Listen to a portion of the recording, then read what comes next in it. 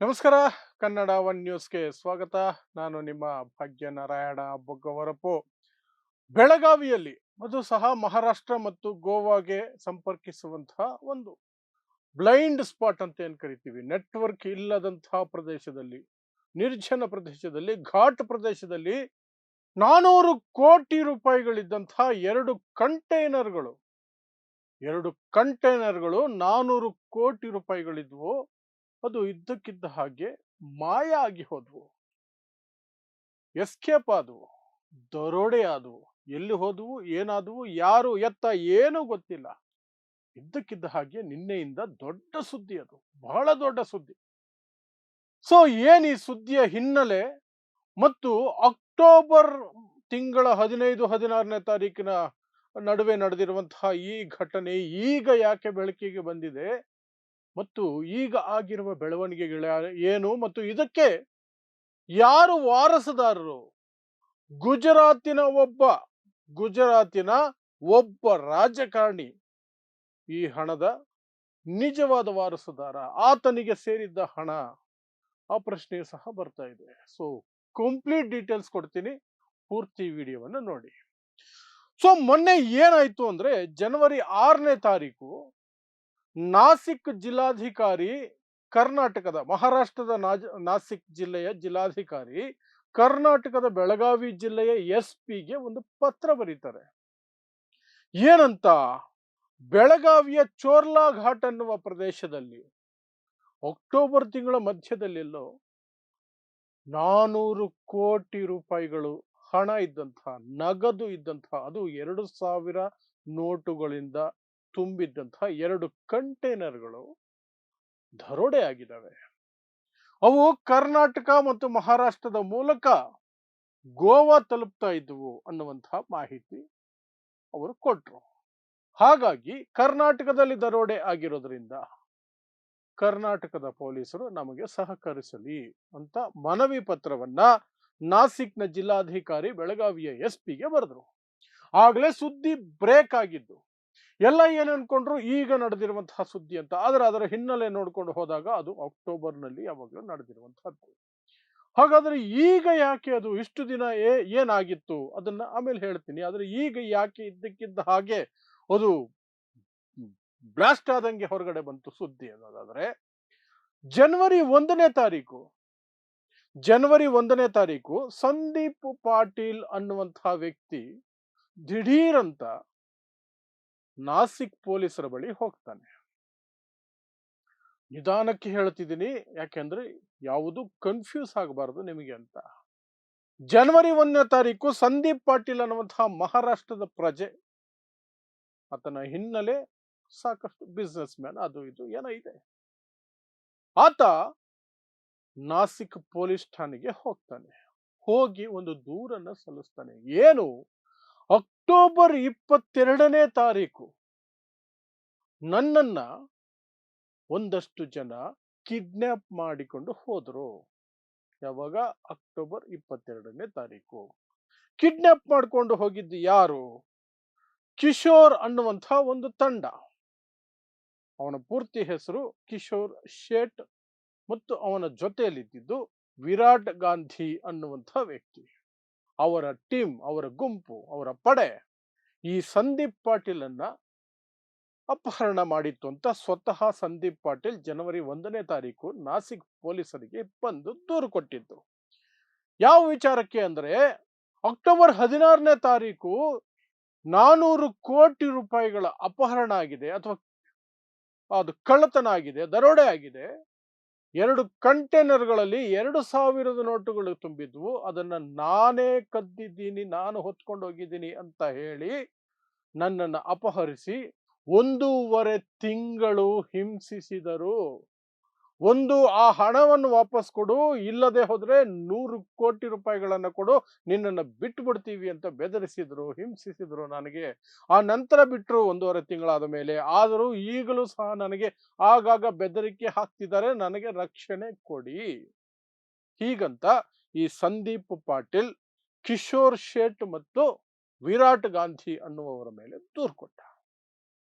ಆ ಹಿನ್ನೆಲೆಯಲ್ಲೇನೆ ಆ ಒಂದು ನಾಸಿಕ್ನ ಪೊಲೀಸರು ಬೆಳಗಾವಿ ಎಸ್ಪಿಗೆ ಬರೆದಿದ್ದು. ಯಾಕೆಂದ್ರೆ ದರೋಡೆ ಆದಂತಹ ಸ್ಪಾಟ್ ಬೆಳಗಾವಿಯ ಚೋರ್ಲಾ ಘಾಟ್ ಅನ್ನುವಂತಹ ಒಂದು ಘಾಟ್ ಪ್ರದೇಶ. ಅಲ್ಲಿ ಕಂಪ್ಲೀಟ್ ಕಾಡಿನ ಪ್ರದೇಶ ಮತ್ತು ಮಹಾರಾಷ್ಟ್ರ, ಗೋವಾ ಮತ್ತು ಕರ್ನಾಟಕ ಮೂರೂ ರಾಜ್ಯಗಳಿಗೆ ಸಂಪರ್ಕಿಸುವ ರಸ್ತೆಗಳಿರುವಂತಹ ಒಂದು ಸ್ಪಾಟ್ ಅದು. ಅಲ್ಲಿ ಮೊಬೈಲ್ ನೆಟ್ವರ್ಕ್ ಸಹ ಇಲ್ಲ. ಹಾಗಾಗಿ ಒಂದು ಪ್ಲಾನ್ಡ್ ದರೋಡೆ ನಡೆದಿರಬಹುದು ಅನ್ನುವಂಥದ್ದು ಪೊಲೀಸರ ಲೆಕ್ಕಾಚಾರ. ಹಾಗಾಗಿ ಕರ್ನಾಟಕ ಪೊಲೀಸರು ಸಹಕರಿಸಬೇಕು ಅಂತ ನಾಸಿಕ್ನ ಜಿಲ್ಲಾಧಿಕಾರಿ ಬರೆದಿದ್ದಾರೆ. ಇದು ಒಂದು ಕಡೆ. ಇನ್ನೊಂದು ಕಡೆ ಬರೋಣ. ಇದು 400 ಕೋಟಿ ರೂಪಾಯಿಗಳ ಸುದ್ದಿನ? ಇಲ್ಲ, ಇದು 1,000 ಕೋಟಿ ರೂಪಾಯಿಗಳದ್ದು ದರೋಡೆ ಆಗಿರೋದು. ಅಕ್ರಮ ಹಣ ಆಗಿರೋದ್ರಿಂದ ಲೆಕ್ಕ ಪಕ್ಕ ಇಲ್ಲ. ನಿಜ ಹೇಳೋದಕ್ಕೂ ಹೆದರ್ತಿದ್ದಾರೆ. 1,000 ಕೋಟಿ ರೂಪಾಯಿಗಳು, 2,000 ರೂಪಾಯಿ ಬಂಡಲ್ಗಳು ಇದ್ದವು, 2,000 ರೂಪಾಯಿ ನೋಟುಗಳು, 2 ಕಂಟೈನರ್ ಅನ್ನುವುದು ಈಗ ಕೇಳಿ ಬರ್ತಿರುವಂತಹ ಆರೋಪ. ಅದರ ಜೊತೆಗೆ ಈ ಹಣ ಹೇಗೆ ಬಂತು, ಯಾಕೆ ಅಷ್ಟು ದೊಡ್ಡ ಮೊತ್ತದಲ್ಲಿ ಹಣ ಸಾಗಾಟ ಆಗ್ತಿತ್ತು ಅನ್ನೋದಾದ್ರೆ, ನಿಮಗೆ ಗೊತ್ತಿರೋ ಹಾಗೆ ಈ ದೇಶದಲ್ಲಿ ಒಂದು ಕಾಮನ್ ಸೆನ್ಸ್ ಇಲ್ಲದಂತಹ ಒಂದು ಘೋಷಣೆ ಆಗಿತ್ತು 2016ರ ನವೆಂಬರ್ 10ನೇ ತಾರೀಕು ರಾತ್ರಿ 8 ಗಂಟೆಗೆ. ಏನಂತ, ಈ ದೇಶದಲ್ಲಿ ಏನು ಸರ್ಕ್ಯುಲೇಷನ್ ಅಲ್ಲಿರುವಂತಹ 500 ರೂಪಾಯಿ ಮತ್ತು 1000 ರೂಪಾಯಿ ಮುಖಬೆಲೆಯ ನೋಟುಗಳನ್ನ ರದ್ದು ಮಾಡಿದ್ದೀವಿ ಇವತ್ತು ಮಧ್ಯರಾತ್ರಿಯಿಂದ. ಆ ನೋಟುಗಳೇನಿದಾವೆ ಅವು ಕೇವಲ ಕಾಗದಗಳು ಅಂತ ನಮ್ಮ ದೇಶದ ಪ್ರಧಾನಮಂತ್ರಿ ನರೇಂದ್ರ ಮೋದಿ ಬಡವರು ಸಾಲುಗಟ್ಟಿ ನಿಲ್ಲಬೇಕು, ದಿನಗಟ್ಲೆ ನಿಲ್ಲಬೇಕು ಅವುಗಳನ್ನ ಎಕ್ಸ್ಚೇಂಜ್ ಮಾಡ್ಕೊಳ್ಳೋದಕ್ಕೆ ಅನ್ನುವಂತಹ ಸ್ವಲ್ಪವೂ ಕರುಣೆ ಇಲ್ಲದೆ ಕಾಮಿಡಿ ಮಾಡಿದ್ರು. ಇವತ್ತು ರಾತ್ರಿಯಿಂದ ಇದು ಪೇಪರು ಪೇಪರು ಪೇಪರು ಅಂತ ಸಾಯೋರ್ ಸಾಯ್ಲಿ, ಕ್ಯೂವಲ್ ಸತ್ರ ನನಗೆ, ಇನ್ನೆಲ್ ಸತ್ರ ನನಗೇನೋ ಅನ್ನೋ ರೀತಿಯಲ್ಲಿ ಹೇಳಿದ್ರು. ಅದಾದ ನಂತರ ಅವುಗಳಿಗೆ ರೀಪ್ಲೇಸ್ಮೆಂಟ್ ಈ 500,000 ರದ್ದು ಮಾಡಿದ್ದು, ನಿಷೇಧ ಮಾಡಿದ್ದು ಕಪ್ಪು ಹಣದ ಮೇಲೆ ಒಂದು ಹತೋಟಿ ತರೋದಕ್ಕೆ ಅಂತ. 1,000 ರೂಪಾಯಿ ನೋಟುಗಳು ಈಸಿ ಬಚ್ಚಿಡೋದು, 500 ರೂಪಾಯಿ ನೋಟು ಈಸಿ ಬಚ್ಚಿಡೋದು. ಹಾಗಾಗಿ ನಾವು ಅದನ್ನು ರದ್ದು ಮಾಡ್ತಿದೀವಿ, 100, 200 ತರ್ತಿದೀವಿ ಅಂದಿದ್ರೆ ಓಕೆ. ಇಲ್ಲ, 2,000 ರೂಪಾಯಿ ನೋಟನ್ನ ತರ್ತೀವಿ ಅಂದ್ರು, 2,000 ನೋಟನ್ನ ತಂದ್ರು. ನೀವೇ ಯೋಚನೆ ಮಾಡಿ. ಇನ್ನು ಅದರಲ್ಲಿ ಚಿಪ್ಪು ಅದು ಇದು ಆ ಒಂದು ಅಟ್ಟರ್ ನಾನ್ಸೆನ್ಸ್ ಬಗ್ಗೆ ಈ ವಿಡಿಯೋದಲ್ಲಿ ಬೇಡ. ಅದೊಂದು ಅಟ್ಟರ್ ನಾನ್ಸೆನ್ಸ್. ಚಿಪ್ ಇದೆ, ಸ್ಯಾಟಲೈಟ್ ಇದೆ, ಚಿಪ್ಪು ರಂಗ ಇದ್ದಾನೆ, ಟಾಯ್ಲೆಟ್ ರಂಗ ಇದ್ದಾನೆ, ಅದು ಬೇರೆ ಕತೆ, ಬೇಡ. ಆ ನಂತರ ಆ 2,000 ನೋಟುಗಳನ್ನು ಸಹ ಕ್ರಮೇಣವಾಗಿ 1-2-3 ವರ್ಷಗಳ ನಂತರ ನಿಧಾನಕ್ಕೆ ಫೇಸ್ ಔಟ್ ಮಾಡೋದಕ್ಕೆ ಶುರು ಮಾಡಿದ್ರು. ಕಳೆದ 1 ವರ್ಷದ ಹಿಂದೆ ಅಫಿಷಿಯಲ್ ಆಗಿ ಅವುಗಳನ್ನ ಕೇವಲ ಬ್ಯಾಂಕುಗಳಲ್ಲಿ ಮಾತ್ರ ಜಮಾ ಮಾಡಬಹುದು, ನೀವು ವ್ಯಾಪಾರಕ್ಕೆ ಅಥವಾ ನಿಮ್ಮ ವಹಿವಾಟಿಗೆ ಬಳಸ್ಕೊಳ್ಬಾರದು ಅನ್ನುವಂತಹ ಆದೇಶ ಬಂತು. ಅದಕ್ಕೂ ಸಹ ಬ್ಯಾಂಕಿಗೆ ಜಮಾ ಮಾಡೋದಕ್ಕೂ ಸಹ ಒಂದು ಟೈಮ್ ಲಿಮಿಟ್ ಅನ್ನು ಫಿಕ್ಸ್ ಮಾಡಲಾಗಿತ್ತು. ಸೊ ಈ 2,000 ರೂಪಾಯಿ ನೋಟುಗಳು 400 ಕೋಟಿ ಅಥವಾ 1,000 ಕೋಟಿ ರೂಪಾಯಿಗಳವರೆಗೆ ಇದ್ದಂತಹ ಹಣ ಏನು ಅಂದ್ರೆ, ಅದು ಈ 2,000 ನೋಟುಗಳು ಚಲಾವಣೆ ಬಂದಾಗಿತ್ತಲ್ಲ, ಅದಕ್ಕೆ ಎಕ್ಸ್ಚೇಂಜ್ ಮಾಡೋದಕ್ಕೆ ಅಂತ ಓಡಾಡಿಸ್ತಿದ್ರು ಅನ್ನುವಂಥದ್ದು ಈಗ ಕೇಳಿ ಬರ್ತಾ ಇರುವಂತಹ ಅನುಮಾನ. ಹಾಗಾದ್ರೆ ಯಾರು ಏನು ಮಾಡಿದ್ರು ಆ 2,000 ರೂಪಾಯಿ ನೋಟುಗಳನ್ನ, 400 ಕೋಟಿನ ಅಥವಾ 1,000 ಕೋಟಿನ ಏನೇ ಇರಲಿ, ಅವುಗಳನ್ನ ಮಾಡೋದಕ್ಕೆ ಏನೆಲ್ಲ ಪ್ಲಾನಿಂಗ್ ನಡೀತು ಅಂದ್ರೆ, ಈ ಒಂದು ಕಾಂಟ್ರಾಕ್ಟ್ ಅನ್ನ ಕಿಶೋರ್ಗೆ, ಈ ಕಿಶೋರ್ ಶೇಟ್ ಅನ್ನುವನಿಗೆ ಕೊಡ್ಲಾಗಿತ್ತು. ಇಷ್ಟು ದುಡ್ಡನ್ನ ಎಕ್ಸ್ಚೇಂಜ್ ಮಾಡಬೇಕು ಹೊಸ ನೋಟುಗಳಿಗೆ, 500 ರೂಪಾಯಿ ನೋಟುಗಳಿಗೆ. ಅವನು ವಿರಾಟ್ ಗಾಂಧಿ ಅನ್ನುವಂಥ ವ್ಯಕ್ತಿನ ಕಾಂಟ್ಯಾಕ್ಟ್ ಮಾಡ್ದ. ಸಬ್ ಕಾಂಟ್ರಾಕ್ಟ್ ಇದು, ವಿರಾಟ್ ಗಾಂಧಿ ಅನ್ನುವಂಥ ವ್ಯಕ್ತಿಗೆ ಸಬ್ ಕಾಂಟ್ರಾಕ್ಟ್. ಅವರೆಲ್ಲ ಸೇರ್ಕೊಂಡು ಏನ್ ಮಾಡಿದ್ರು ಅಂದ್ರೆ, ವಿರಾಟ್ ಗಾಂಧಿಗೂ ಸಹ ಅದು ನೇರವಾಗಿ ಮಾಡೋದಕ್ಕೆ ಸಾಧ್ಯ ಇಲ್ಲ ಅಂತ ತಿರುಪತಿಯಲ್ಲಿ ರೈಲ್ವೆ ಎಂಪ್ಲಾಯಿ ಆಗಿರುವಂತಹ ಜಯೇಶ್ ಅನ್ನುವಂತಹ ವ್ಯಕ್ತಿಗೆ ಈ ವಿರಾಟ್ ಗಾಂಧಿ ಕಾಂಟ್ಯಾಕ್ಟ್ ಅಂತೆ ಅಲ್ಲಿಂದ. ಸೊ ಮೊದಲಿಗೆ ಕಿಶೋರ್ ಶೇಟ್ಗೆ ಅದು ಆಫರ್ ಬಂದಿರೋದು. ಕಿಶೋರ್ ಸೇಠ್ ಅದನ್ನ ವಿರಾಟ್ ಗಾಂಧಿ ಮೂಲಕ ಮಾಡಿಸ್ಬೇಕು ಅಂತ ಪ್ರಯತ್ನ ಮಾಡಿದ್ದು. ವಿರಾಟ್ ಗಾಂಧಿ ಅದನ್ನ ಮಾಡಿ ಆ ಕೆಲಸ ನಡಿಬೇಕು ಅಂತಂದ್ರೆ ಜಯೇಶ್ ಅನ್ನುವಂತಹ ತಿರುಪತಿಯ ವ್ಯಕ್ತಿ, ರೈಲ್ವೆಯಲ್ಲಿ ಕೆಲಸ ಮಾಡುವ ತಿರುಪತಿಯ ವ್ಯಕ್ತಿಗೆ ಕಾಂಟ್ಯಾಕ್ಟ್ಸ್ ಇದೆ, ಆತ ಮಾಡಿಕೊಡಬಲ್ಲ ಅನ್ನುವಂಥದ್ದು ರೀತಿಯಾಗಿತ್ತಂತೆ. ಹಾಗಾಗಿ ಇದು ತಿರುಪತಿಯಿಂದ ಗೋವಾಗೆ ಹೋಗ್ತಿತ್ತು, ಗೋವಾ ಮೂಲಕ ಗುಜರಾತ್ಗೆ ಹೋಗ್ತಿತ್ತು ಅನ್ನೋದು ಈಗ ಲೆಕ್ಕಾಚಾರಗಳು.